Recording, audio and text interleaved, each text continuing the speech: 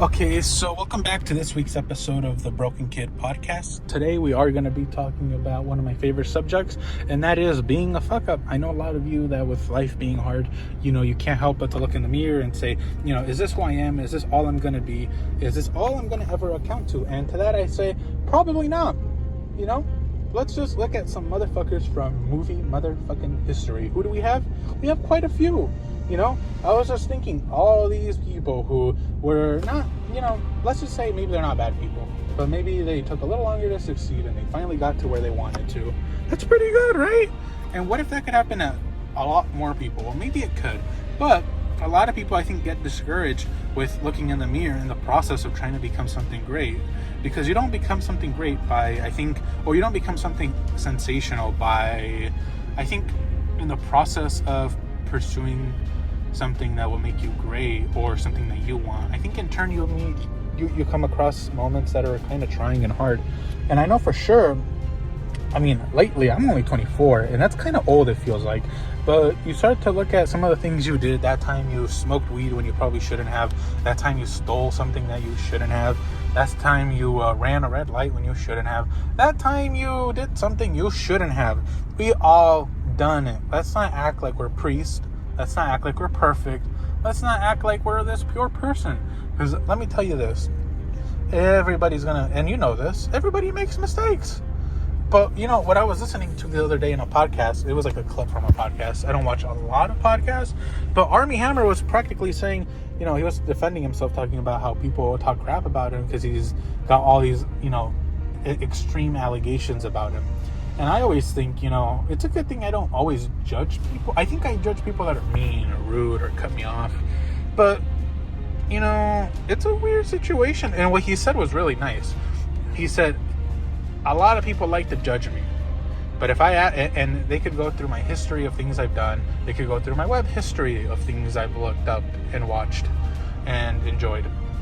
And I would ask them the same. Let me see your search history. And that's when he said, that's when many of you are going to step back, backpedal, and be hesitant. And when that's the case that occurs, if that's what occurs, you need to take a look at what you're doing, and you need to realize that we all have things that we don't do. And that's so true. Minding your business is a virtue. Why do we all think that Paul Rudd aged so well? It's not because, maybe he did surgery, but it's probably because the guy wakes up, he makes waffles, like homemade waffles out of your unicorn tears that are like organic and, help him like just slow it down. I'll reverse it, slow it down, because I think the secret here is slow. He slowed it down. We look at people like Paul Rudd and we think, well, there's a reason they probably age well, or that they're, might have, if you were to look into their personal life and get to really know them, you might actually learn a thing or two from them. Or, shocker, Paul Rudd might be a fucking horrible person, but I don't think he was, because I think he used to do Jewish bar mitzvahs when he was like starting out. But that's the thing I was thinking about, how true it is. And then, you also think about, there was that Topher Grace, the guy from the Spider-Man movie, who was in the third one.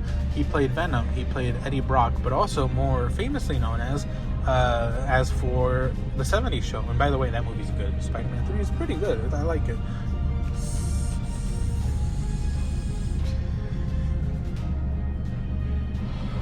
That being said, what we need to do is we need to take a look back at Topher Grace, how everybody was talking crap about him not wanting to hang out with people from his work of that 70s show, of the 70s show.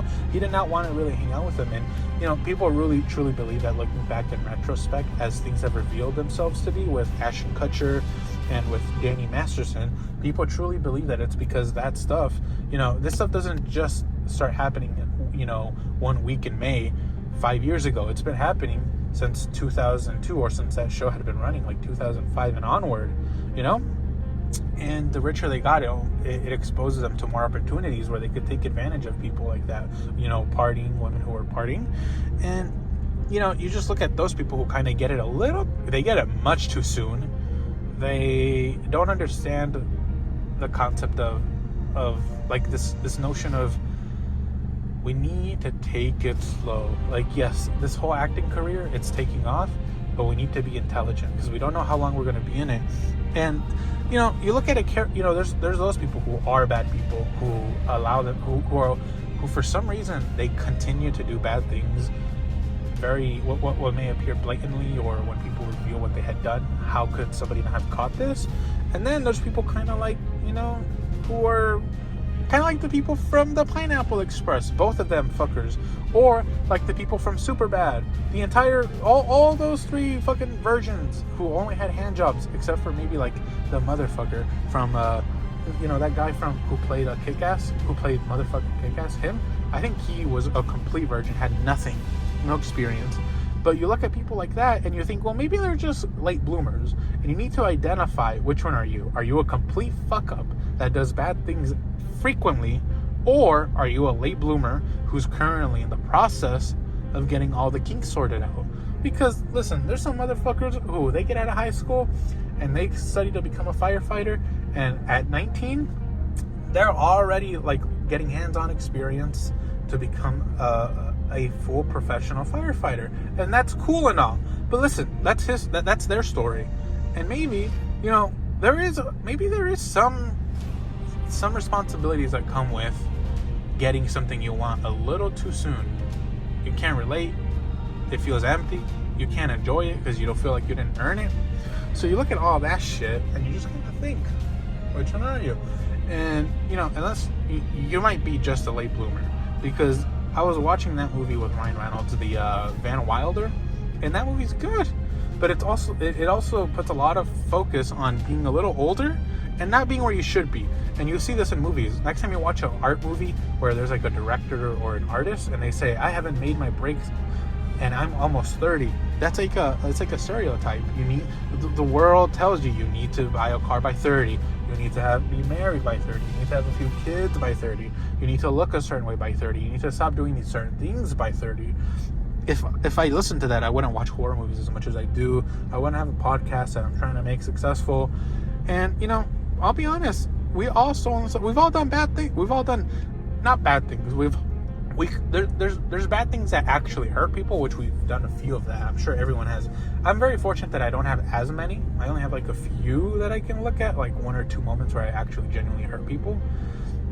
And then there's people who really do hurt people, and they're bad people. They take advantage of them day in, day out. They just swap them.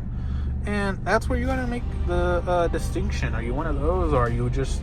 Because also, you have to kind of think that the time it takes for you to become to reach your goal, if the highest goal you're trying to reach is maybe get a job as a barista, not impossible, but it's doable. And if that's what makes you happy, then it may not take as long as somebody who's never been an actor, wants to, is the first time going to Hollywood to live there.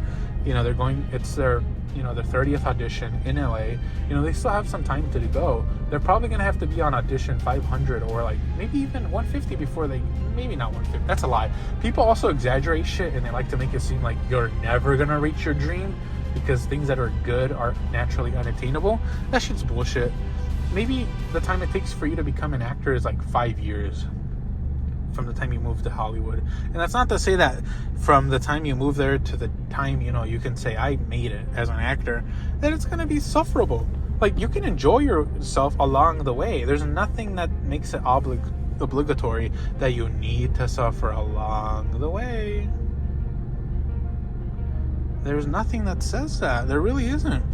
So next time you're thinking about doing something that is attached to liberty, and it won't hurt anyone, but it may not be the best thing, think about how bad it is to do. Are you gonna get arrested or not? So don't even listen to me, because I don't even know what I'm talking about. Because what I just did right there, scratch that, is kind of dangerous.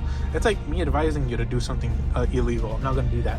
But the key frame here is be more careful with what you label yourself. Are you a degenerate?